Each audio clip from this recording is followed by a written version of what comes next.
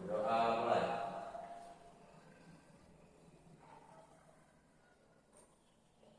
Berdoa mulai. Beri salam kepada Allah kita. Assalamualaikum warahmatullahi wabarakatuh. Waalaikumsalam warahmatullahi wabarakatuh. Ada yang nggak masuk Pak hari ini? Tidak ya? Masuk semua. Alhamdulillah masuk semua. Kita bersyukur di sekolah kita ini masih bisa belajar, masih bisa sekolah, karena seperti yang kita ketahui di Kabupaten Sarawak kita sendiri aja banyak sekolah-sekolah yang diliburkan karena terdampak banjir. Dan kita mulai.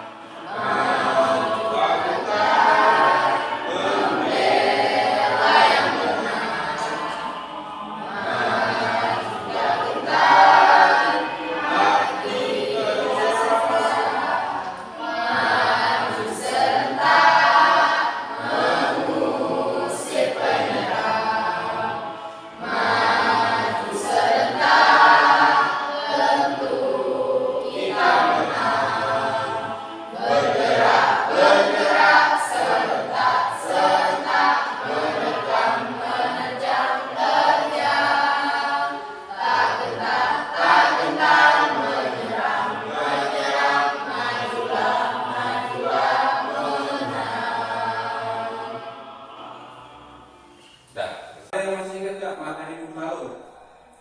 Silakan. Apa materinya? Ada apa materinya? Pengaruh sistem tanam paksa. Ya, pengaruh sistem tanam paksa. Apa aja materinya itu? Ada secara rinci.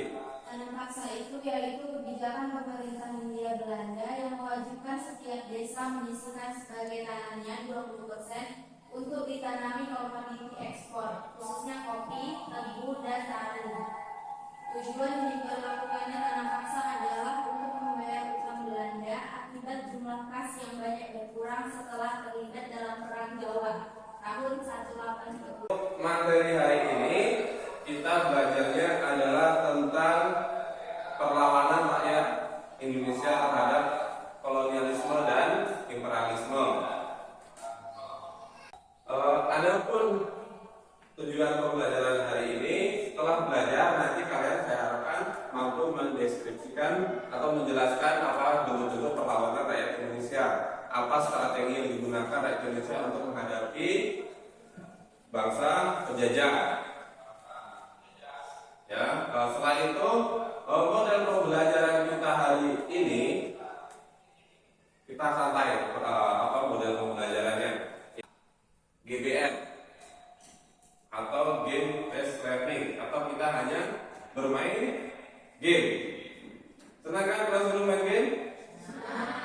Nah, ya, karena nggak usah belajar, kita akan terus bermain game, tapi dalam game itu saya harap nanti kalian memahami materi-materi yang diajarkan. Ya, itu nanti akan saya bentuk kelompok-kelompoknya.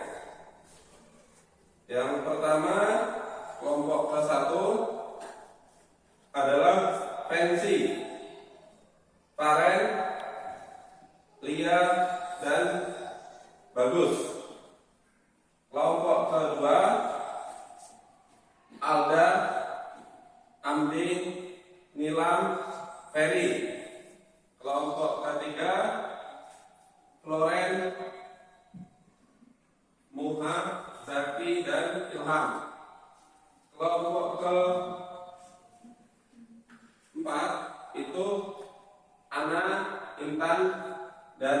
ini. Saya bacakan aturan-aturan dalam permainan ini.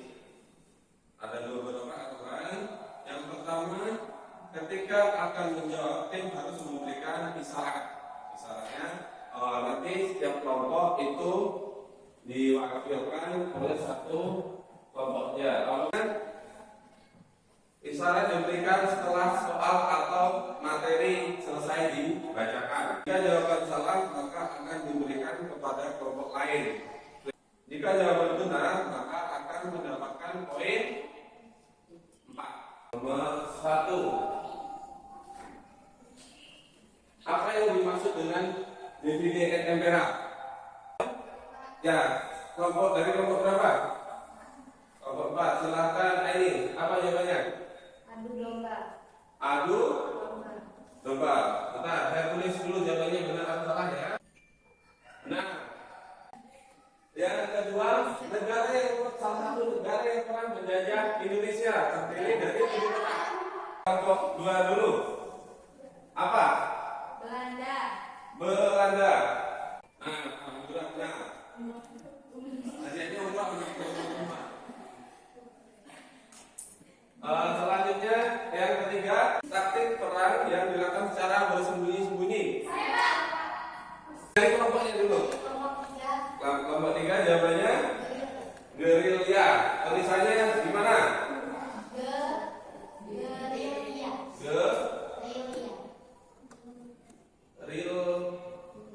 Ya, seperti ini. Ya. Perang yang terjadi antara tahun 1825 sampai dengan 1830 adalah perang Diponegoro.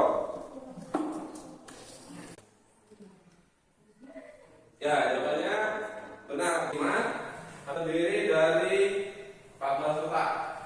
Kebijakan sistem tanam paksa dalam bahasa Belanda biasa juga disebut dengan ini. Benar jawabannya. Selanjutnya nomor 6, jenis rempah-rempah yang digemari oleh bangsa Eropa. Ya, kelompok ke-3. Apa jawabannya? Benar. Tadi kelompok ke-3.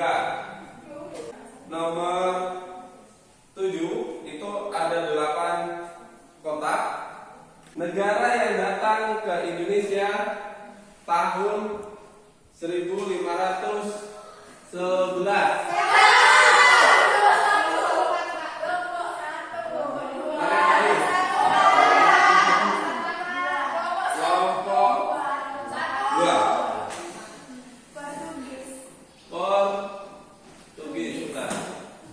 Jawabannya, Portugis itu merupakan negara yang pertama kali datang ke wilayah Indonesia.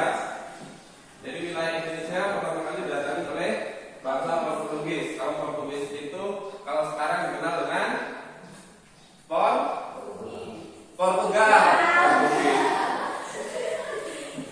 Kalau sekarang dikenal dengan Portugal. Selanjutnya nomor 8. Kebijakan menebang tanaman rempah-rempah agar produksinya tidak berlebih disebut dengan ini.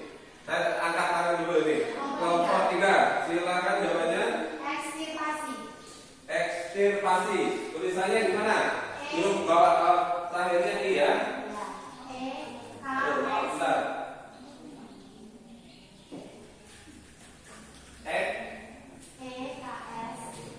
Ya.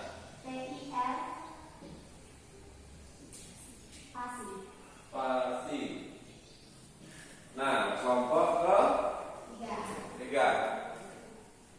Selanjutnya nomor 9 terdiri dari 12 kotak yang berkaitan dengan pajak. Bentar. Kewajiban rakyat untuk membayar pajak dengan hasil bumi dalam bentuk hasil bumi. Kontingenten. Nah, kelompok 4. Nomor 11. Mendapat julukan ayam jantan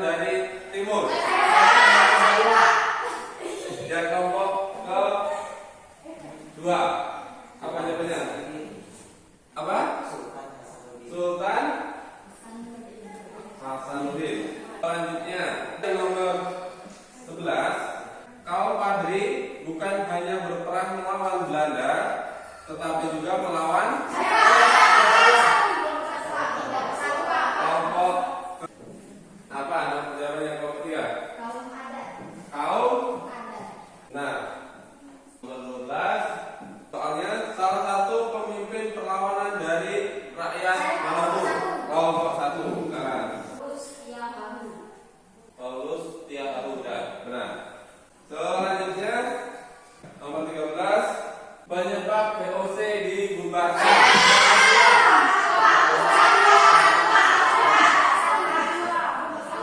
Mana tadi? Duluan silakan.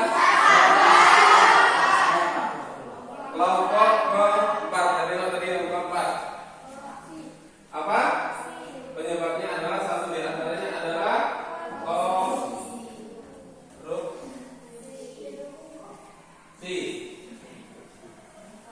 Benar atau salah? Benar, jawabannya korupsi. Kelompok 4. Nomor 14 ini tidak ada soalnya, tapi kalian amati. Harusnya ini pakai infokus, cuman saya mati lampu. Nah, itu nampak nggak kira-kira? Gambar apa itu? Nah, kok dijawab? Kebanyakan soalnya gambar berikut adalah gambar dari kelompok kedua. Cengkeh. Nah, benar. Kelompok kedua. Nomor 15 itu sama dengan nomor 14 tadi. Pertanyaannya, tokoh ini berhasil menangkap hantu Imam Bonjol. Siapa tokoh yang tersebut?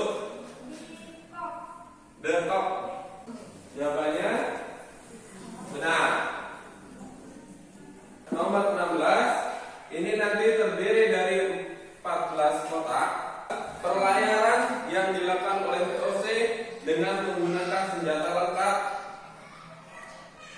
untuk mengawasi jalannya monopoli perdagangan.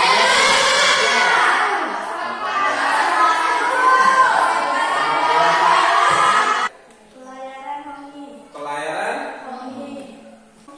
Nah, jawabannya ini. Selanjutnya nomor 17, 8 kotak. Salah satu kebijakan bangsa Belanda yang merugikan bangsa Indonesia. Kelompok 1. Apa? Monopoli. Jadi salah satu kebijakan dari bangsa Belanda atau kebijakan dari bangsa Belanda yang merugikan bangsa Indonesia di bidang perdagangan adalah monopoli perdagangan. Nomor 18 itu 15 kotak. Soalnya untuk mengalahkan pertahanan dan melawan Aceh, Belanda memakai tenaga ahli untuk duluan ini. Kelompok ke-3. Ya, sebenarnya benar 60%. Jadi nomor 19 itu nomor 19. Pada tahun 1608 Sultan Agung menyerang VOC di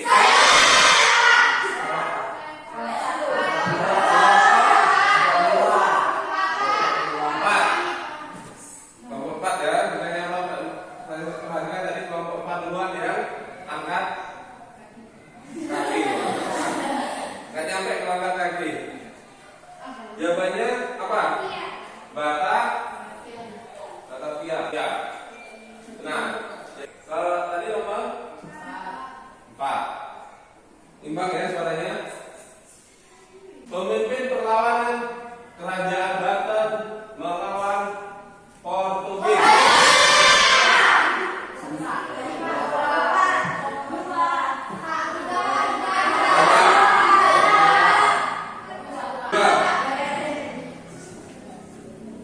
Jawabannya Patahila.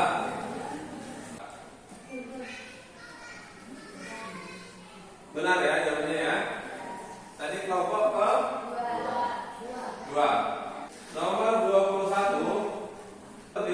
18 kotak. Ciri-ciri perlawanan bangsa Indonesia sebelum lahirnya kesadaran kelompok satu adalah apa namanya?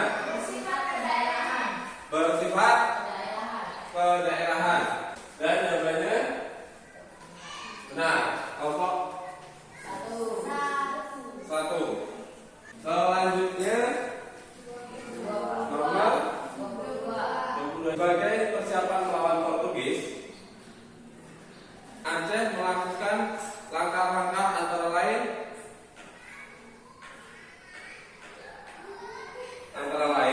yang ini terjadi pada tahun 1567 dengan mendatangkan bantuan persenjataan sejumlah tentara dan beberapa tenaga dari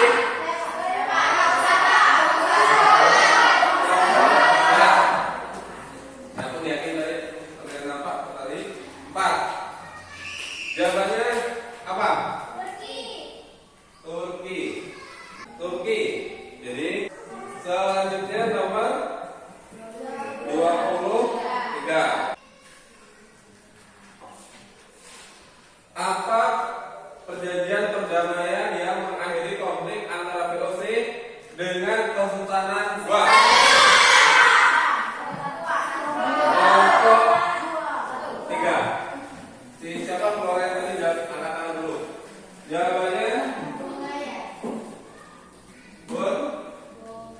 Bongaya. Nah, tadi kelompok nomor 24. Ini salah satu hak-hak istimewa dari VOC. Kelompok 3. 3 lagi. Apa? Memiliki mata uang. Nah, ini kelompok sekarang ini kelompok ke-7 yang unggul. Jadi tinggal kelompok 2 dan 4 ini bisa ngejar nggak kelompok 7? Kalau bisa tadi apa namanya? Yang menang 2 orang sebenarnya. 2 kelompok nih. Kalau yang menang 2 kelompok bingung nanti bagi umrohnya. Nomor 25 itu teori yang saya tampilkan. Kalau saya harus fokus lihat mana yang mengangkat tangan lebih dulu. Kita harus mundur dari jauh nih biar nampak kamu yang mana yang apa. Sistem sewa tanah merupakan sistem yang diberlakukan pada masyarakat kelompok 1. Jawabannya Inggris. Jawabannya. Nah, jadi ini hasilnya apa namanya? Sangat tipis. Ini kan 6. Kelompok 1 6, kelompok 2 6, kelompok 3 7, kelompok 4 6. Jadi nilai pemenangnya adalah kelompok 3.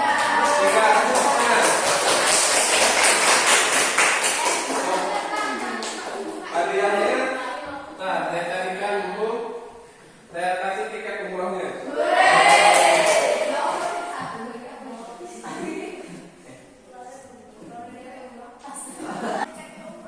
Ini pena gunanya untuk menulis tiket umroh. Nah, dia cuma pena. Penanya gunanya untuk nulis tiket kamu nanti ke umroh. Jadi kenapa saya ngasihkan pena?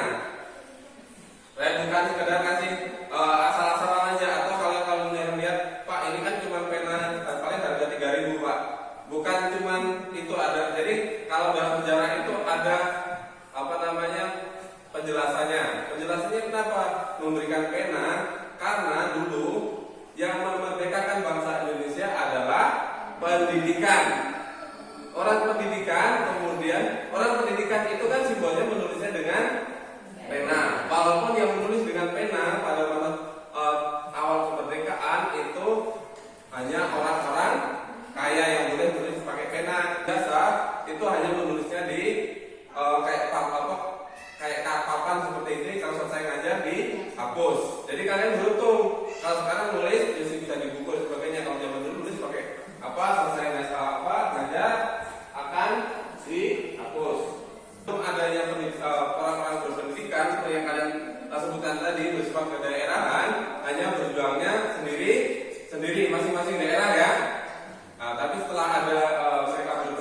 diberikan. Akhirnya perjuangannya bersifat nasional. Salah satu bentuk simbolnya kalau bagi saya adalah dengan pena.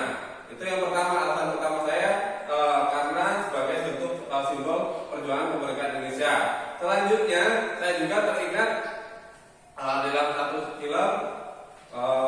film India sering ditonton oleh Bu Ana, yaitu judulnya Trik India Bersalah. Jadi murid terbaiknya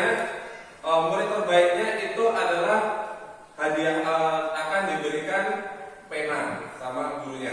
Walaupun itu dari pena itu ya tadi mungkin harganya murah dan sebagainya, tetapi dengan pena inilah kalian bisa menuliskan umroh tadi, bisa menuliskan, mungkin yang Nasrani bisa menuliskan perjuangannya sampai ke Vatikan dan sebagainya. Dan silakan kepada kelompoknya, walaupun pena, mudah-mudahan bermanfaat. Silakan. Alhamdulillah, tepuk tangan semuanya. Ya, itu setelah belajar, saya minta kalian mengisi survei tentang hasil pembelajaran hari ini. Apakah pembelajaran menyenangkan atau enggak, atau dan sebagainya, itu ada di survei ini. Survei ini nanti saya bagikan kepada kalian satu persatu untuk menjawabnya. Silakan ditulis namanya dan kelasnya masing-masing.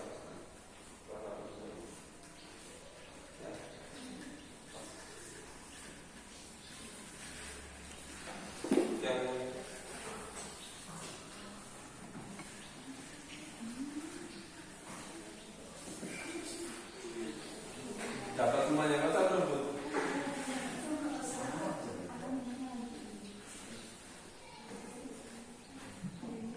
Dan ditulis dulu namanya, kelas, dan hari atau tanggalnya. Setelah itu ada emosi atau karakter yang harus dipilih atau dicentang. Ketika kamu menilai, misalkan yang pertama ini yang orang senyum ada gambar love-nya, itu berarti sangat senang. Kalau yang cuma senyum aja berarti senang. Terus yang orang yang nampak yang garuk-garuk itu berarti bingung. Yang menangis berarti sangat tidak suka atau tidak senang. Baik, setelah belajar hari ini tentang perlawanan bangsa Indonesia terhadap kolonialisme dan imperialisme, saya berharap kalian sebagai generasi muda melanjutkan perjuangan bangsa Indonesia. Kalau anak-anak muda ini gampang melanjutkan perjuangan bangsa Indonesia, cukup dengan berpendidikan yang setinggi-tingginya. Dengan berpendidikan berarti kalian melanjutkan perjuangan bangsa Indonesia. Kalau dulu orang Indonesia untuk sekolah itu sangat susah, baru ada politik etis tahun 1200 baru mulai pendidikan. Yang sebelumnya bersifat kedaerahan, baru tahun 1908 didirikan organisasi pertama yaitu Budi Utomo, terus perjuangannya bersifat nasional dan organisasi-organisasi lainnya bersifat nasional. Saya harap kalian sebagai generasi muda terus berpendidikan, terus bercita-cita setinggi langit. Walaupun kita berasal dari daerah yang mungkin, sekali lagi, daerah yang mungkin daerah pedalaman, daerah yang jauh dari keramaian kota, tapi kita harus berpendidikan yang setinggi-tingginya dan bercita-cita yang tinggi. Jangan pula berpikir cukup lulus SMP sudah, tapi harus berpikir saya kalau bisa harus sarjana, saya kalau bisa harus sekolah yang tinggi biar mengubah derajat orang tua saya. Kalau kamu jadi pegawai, kamu jadi perwira tinggi, orang tua kamu juga akan bangga. Selanjutnya materi yang akan kita bahas minggu depan tentang kerja paksa. Jadi tentang kerja paksa itu akan dibahas di pertemuan berikutnya. Begitu ya. Saya harap apa yang menjadi materi hari ini bermanfaat bagi kita semua. Apa yang menjadi pembelajaran hari ini bermanfaat. Dan untuk minggu depan seperti biasa sebelum pembelajaran, kenapa saya sampaikan supaya kalian nanti belajar di rumah. Berarti materinya adalah tentang kerja pasar. Harus pelajari dulu, karena seorang guru itu akan senang ketika bertemu dengan muridnya yang banyak bertanya. Karena ini tadi kalau sistemnya kalau cuma permainan mungkin jadi kami bertanya latihan. Nanti minggu depan kita pakai model yang pembelajaran yang lain yang lebih inovatif. Walaupun mungkin tidak menggunakan fokus lagi. Kenapa? Karena ya kita lihat kondisi sekolah kita tidak ada sinyal dan tidak ada listrik. Baik, saya rasa itu materi dari saya. Sebelum pembelajaran saya akhiri, silakan ketua kelas menyiapkan dulu. Silakan ketua kelas untuk menyiapkan. Semuanya siap. Doa mulai.